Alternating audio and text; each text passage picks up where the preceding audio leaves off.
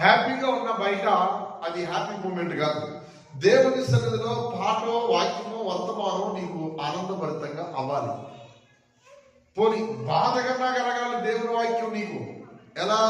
ఆ వాక్యం చూడగానే నీలో ఉన్న ఒక తప్పుని ఖచ్చితంగా దేవుడు నీతో మాట్లాడుతున్నట్టు, ఏదో రీతిగా దేవుడు ఒక రకంగా నిన్ను ఒక విచారకరంగా, ఒక బాధకరంగా, ఒక ఆనందకరంగా దేవుడు తీసుకెళ్ళాలి. కానీ దేవుడు వాక్యం అంటుంది, ఎల్లప్పుడూ మీరు ప్రభువునందు ఆనందించుడి.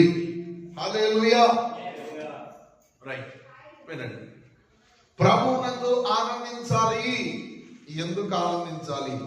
అసలు దేవుడి దగ్గర ఎందుకు ఆనందించాలి? నా వైపు చూడండి అందరూ. అసలు దేవుడి దగ్గర ఎందుకు ఆనందించాలి అంటే, ఎవడైతే దేవుడి సన్నిధిలో ఆనందంగా ఉంటాడో వాడు నిజంగా ఆనందంగా ఉన్నట్టే. ఎవడైతే దేవుడి సన్నిధిలో ఆనందంగా, సంతోషంగా, ప్రభుత్వం గడుపుతూ, ప్రభుత్వం ఉంటూ ఉంటాడో వాడు ఖచ్చితంగా దేవుని దగ్గర ఇంకా అన్ని విషయాల్లో ఆనందంగా ఉంటాడు.